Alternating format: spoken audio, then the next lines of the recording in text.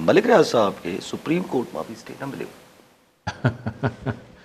Constitutional bench में विया stay लाइ विया त मुंहिंजी प्रॉपर्टी नीलाम फारूक एच नायक रिप्रेज़ेंट कनि पिया बसि पोइ कंहिं टेक्निकल वजह जे करे अॼु ॿुधणी जेका आहे उहा स्टे न थी सघी। हिकिड़ी प्रॉपर्टी नीलाम थी वई बाय द वे। न टे कल ॿुधा न टिनि जो फाइनल कयो अथऊं जंहिंमां हिकिड़ी खे नीलाम करे छॾियऊं। केरु वठे केरु पियो इहो? ॾिसो मलिक रियाज़ सां कहिड़ी पार्टी आहे जंहिंजा ज़ाती कारोबारी ऐं सियासी नाता वास्ता न हुजनि। ख़ुदि असांजी इस्टेब्लिशमेंट जे बि हिकिड़े ज़माने में वेझो रहिया आहिनि। इस्टेब्लिशमेंट ज़ाहिर आहे उहे फ़र्क़ चेंज थियनि था त पोइ ज़ाहिर पॉलिसीज़ चेंज थियनि थियूं, उहो त ख़ैर हिकिड़ी सिंपल ॻाल्हि आहे। लेकिन सियासी पार्टियूं त मुस्तक़िल रहनि थियूं। त कहिड़ी पार्टी आहे जंहिंसां वास्ता नाता कारोबारी ऐं सियासी न रहिया हुजनि या ज़ाती न रहिया हुजनि मलिक रियाज़ जा? ज़ाहिर मलिक फारूक एच नाइक साहब जो जंहिंजो ताल्लुक़ पीपल्स पार्टी सां आहे, जेको हमेशह आसिफ़ ज़रदारी साहब जा वकील रहिया आहिनि, तव्हां इन ॻाल्हि मां अंदाज़ो कयो न त उहो नुमाइंदगी करणु रिप्रेज़ेंट कनि पहुता आहिनि। चेयरमैन जा सेनेट रहिया आहिनि पीपल्स पार्टी जा,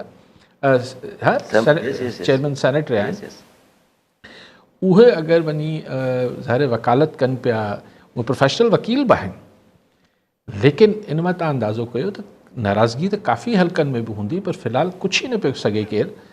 ऐं इहे ॾिसो न, चाहे हिकिड़े ADC खे ते केस दाख़िल थियण ते ख्वाजा आसिफ़ साहब नाराज़ थिए, डिफेंस मिनिस्टर ताईं, ठीकु आहे न।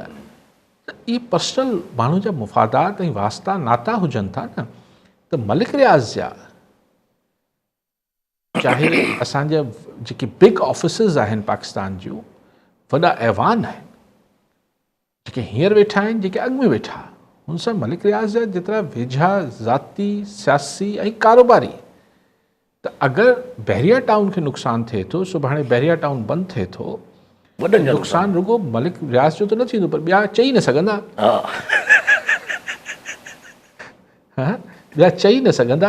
ऐं मलिक रियाज़ उते शायदि वेही खिलंदो हूंदो त ठीकु आहे, 50 सैकड़ो मुंहिंजो वियो, 50 सैकड़ो तव्हांजो। एग्ज़ैक्टली। जेका तव्हां हू ॻाल्हि कई त मलिक रियाज़ चए थो त नजम साहब चए थो त हुन जेको धमकी ॾिनी त आउं राज़ खोलींदुसि। ॾिसो ॻाल्हि इहा आहे, हीअ पंहिंजे कद इलाही वॾो कदु थी वियो अथसि, लेट्स हुनजो पंहिंजे कद में हाणे हीअ त असां वटि सदाईं थियो आहे, चाहे फ़र्द हुजनि या सियासी पार्टियूं, उन्हनि खे एतिरो कदु वधाइनि था। पोइ कदु वधाइण महिल सोचियो न त एतिरो न कदु वधायो। ओॾी महिल हुनखे चओ था बसि तव्हां अक्षय कारे जा मालिक आहियो, पोइ ओचितो हेठां जेका चादर छिके था वठनि। ग़लति आहे न, बैलेंस रखो।